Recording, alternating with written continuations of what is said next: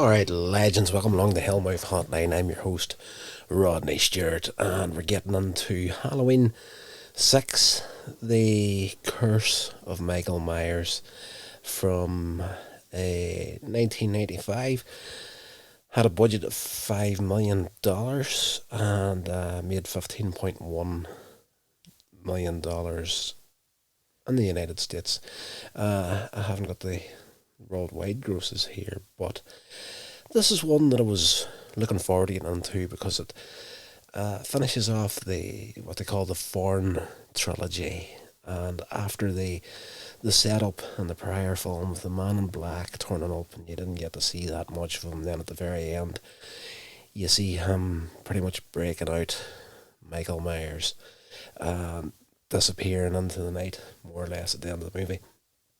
I was excited to see what the reveal of this Man in Black was going to be, and excited to get sat down and watch this movie, because this is one of the ones that I definitely didn't see before, and gotta say, could have done without it. It's just it's a good enough film, but you can see why they repeatedly kept rebooting the Halloween movies. It was just like there's goodness knows many reboots in the run of the movies, and this one here was just a wee bit of a letdown for me. Also the last for Donald Pleasant, so that probably had a big part to do with it. Of course, if you don't have him in there chasing Michael Myers, it's not going to be the same. So with that, 15.1 million, it made money back, but it wasn't a huge success. Let's just take a little look at the reception that it got. It hasn't even got a reception online for it here. Let me just check through the earlier notes. Okay. Right, as I say, 1985, grossing 15.1 million domestic box office and a budget of 5 million. It was panned by critics on release, fair enough. Donald Pleasance died on February 2nd, 1995, nearly 8 months before the film was released. The film was dedicated to his memory. Did see that at the end. After the film's home media release, the original work print of the film, which features 45 minutes of alternative footage and a different ending, was discovered by fans of the series. This version, dubbed the producer's cut, might have to actually watch that, developed into a cult following. Now, I did see that. I rented this off Prime Video, and it did see the producer's cut up there as well whenever I was doing the search for it. So if I can get it, I might check that out, and perhaps next Friday we'll have a little chat about that version of it. But or depending, how big a difference it is. Let me see. Bootleg copies sold on eBay and online petitions targeting an official release of it in 2014. The producer's cut was officially released on Blu-ray, so I might be fit to get it on there. I'll check it out, and if not, and you come back here next Friday and we do Halloween H2O, it couldn't be got.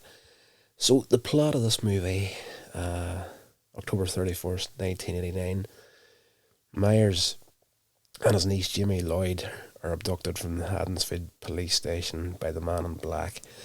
That's what happened at the end of the last movie. 6 years later, on October 30th, 1995, Jimmy, now 15 years old, gives birth to a child, and the Man in Black, revealed to be the leader of a druid-like cult, takes the child away. Later on, one of the nurses, a midwife that helped Jimmy give birth, helps her escape with the child. But Michael kills the nurse. Jimmy and her child flee in a stolen pickup truck. That guy gets murdered as well by Michael, so he's in pursuit of her. He turns up straight away on this movie. Meanwhile, Loomis, he's retired. He's moved to a cabin just outside of Haddonfield. And he's living like a hermit lifestyle, and he's listening to the radio, and there's this DJ constantly going on about Halloween and how it has been banned in Haddonsfield for the last number of years because of the history of Michael Myers, and there's all these callers calling in there, all the crazy weirdos, and there's a girl, she wants to find Michael Myers and date him and whatnot, but everybody, as far as the public's concerned, he's dead at this point, but the city itself, or the town of Haddonsfield, has banned Halloween. Loomis is visited by a friend, Dr. Terence Wynn, who's the chief administrator of Smith's Grove Sanatorium. I always nearly mispronounce that word, sanitarium. That's what I normally try and say, but a sanitarium. And that might have been in the same word twice. This is the place where Michael had been incarcerated as a boy, looked after by Loomis.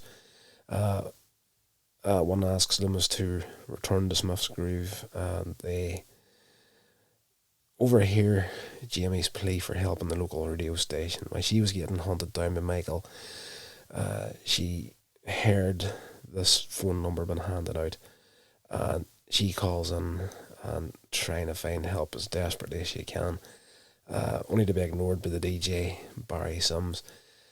Michael eventually catches up with Jamie.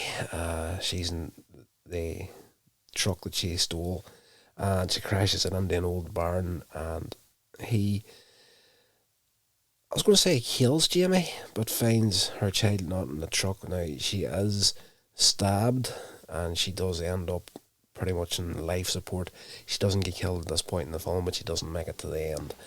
Back in Haddonsfield, Tommy Doyle, one of the kids that Laurie Strode babysat in 1978, he's living in a boarding house run by this old woman, Mrs. Blankenship. Tommy's a reclusive individual he's become obsessed with finding the truth behind Michael's motives. The dysfunctional family living in the Myers house across the street are relatives of the Strode family. Cara Strode, her 6-year-old son Danny, teenage brother Tim, mother Deborah, abusive father John. Danny has been tormented by the man in black who is grooming him to follow Michael's footsteps. You've got this, as we've seen in prior movies, there was like this connection between the people, and they kept hearing voices, and that comes into play in this movie where Michael as a child heard voices. Now this young kid from the family, Danny, he's hearing the same voices to kill for Michael, more or less, leading him to almost use a knife on his grandfather during a heated argument between him and his daughter. So she's been slapped by her father at this point, and the grandson almost takes a knife to him after hearing these voices. Tommy finds Jamie's baby at the bus station. He goes and tries to work it. He heard the call as well, so he goes to look for where it was coming from, and he gets to the bus station, finds the phone booth she was in. There's blood there, and he follows the blood down into the toilets, and the baby has been hidden down there. There he takes the kid to the hospital, this newborn child to the hospital, and he runs into Loomis there and tells him about the Strode family living in the Myers house. Then he takes the baby back to his house, where he names it Stephen. Loomis, he actually goes to the Strode house. Of course, Michael's not dead. He's going to come for everybody. We're all going to die. The same old story.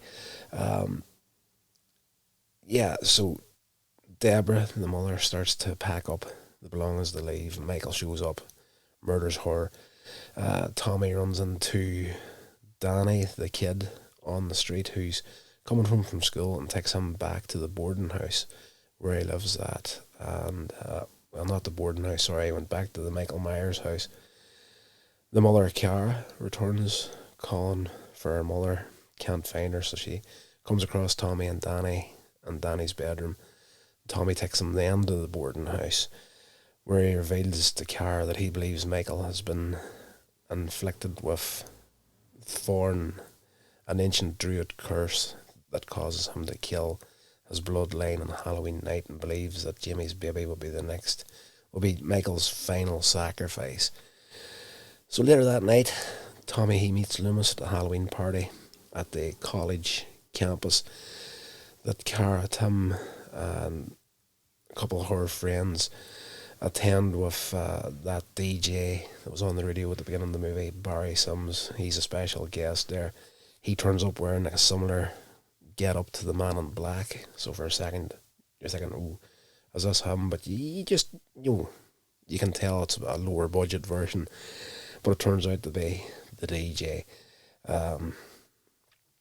Mrs. Blankenkamp reveals to Cara that she was babysitting Michael Myers on the night he killed his sister way back in the 70s, and that Danny hears the same voice telling him to kill as Michael did.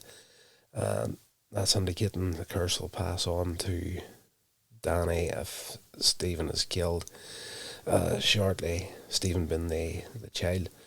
It's, there's a lot going on in this movie, and I think a few things kind of counteract each other, and sometimes whenever they shoot these things and they get to the editing rooms, some stuff might just fall to the cutting room floor and it just doesn't make as much sense as it should do.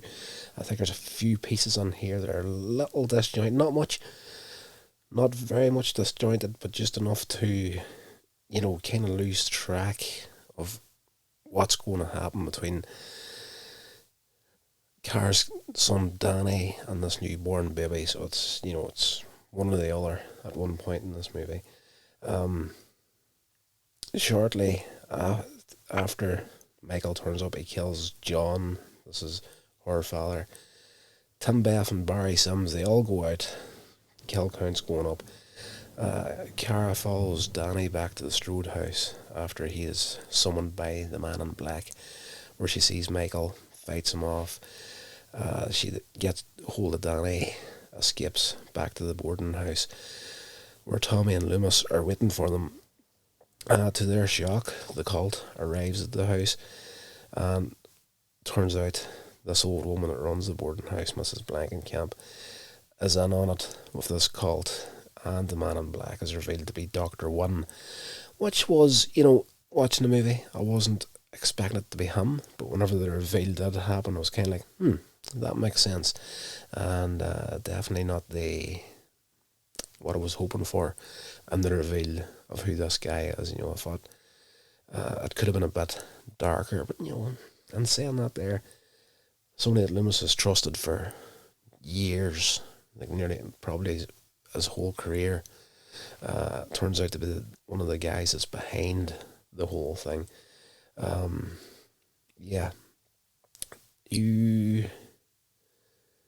Right, where are we at?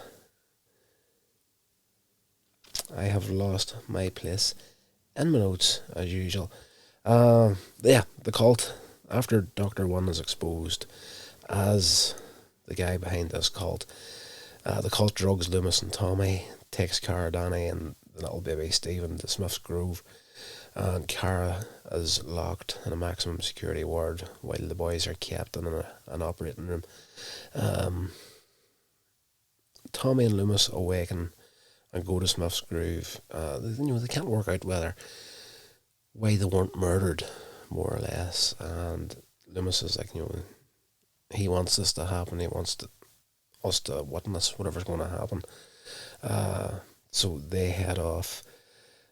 Smith's Grove staff have been working with the foreign cult to study the power of foreign and learn how to control it. And it's implied that Stephen is the successful result of like a fertilization experiments to clone Michael's pure evil, more or less. So it turns out this is actually his kid, and it was his niece that mothered the kid by force. So it's messed up in a major way. So they're trying to pass the evil on to someone else other than Michael. One wants Loomis to join in the conspiracy, as he was the first to see the evil inside Michael. Of course, Loomis, he refuses, and he's knocked out by a doctor. And meanwhile, Tommy frees Cara, Michael pursues them through the sanitarium. They find one and his team who are about to perform a medical procedure on Danny and Stephen. Michael suddenly appears and turns against one. The doctors killed them all. So Michael, this is a lot of the notes I've picked up along the line here, and I tend to, when I'm reviewing these things, just to keep me on track with the podcast, I'll grab a few notes online just to keep me on track. So just as I'm going through some of this here stuff, I'm actually thinking, is this the parts of the producer's cut getting into these notes? Because there's parts that I'm reading through these notes for the first time as going through this for this episode, because I'm that late in the evening getting started. I'm thinking, okay, this is probably the producer's cut, so we're not going to do it next week.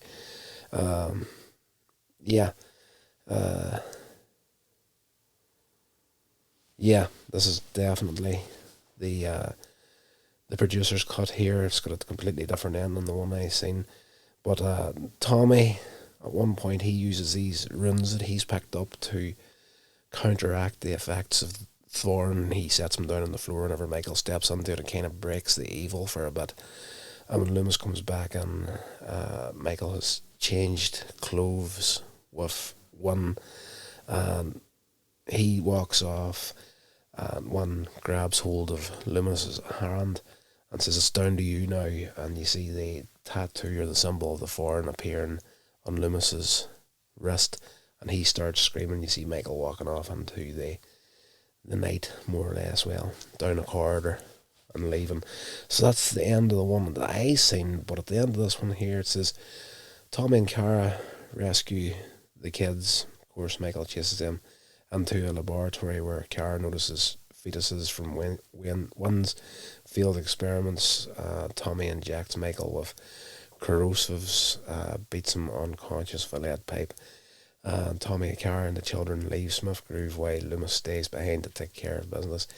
Inside, Michael's mask lies alone on the lab floor, and Loomis screams in the background, leaving the fates unknown. So there's two different endings to this movie. It seems to me, going through these few notes that I've brought up here, that it's the exact movie, the theatrical cut is the exact same movie up until about the last act, and then there's a few subtle differences and a different ending to it completely. So either way, at the end of this movie, it was left open whether the theatrical cut or the producer's cut, that Michael once again has got not the upper hand, but he has survived another movie, and he's gone on.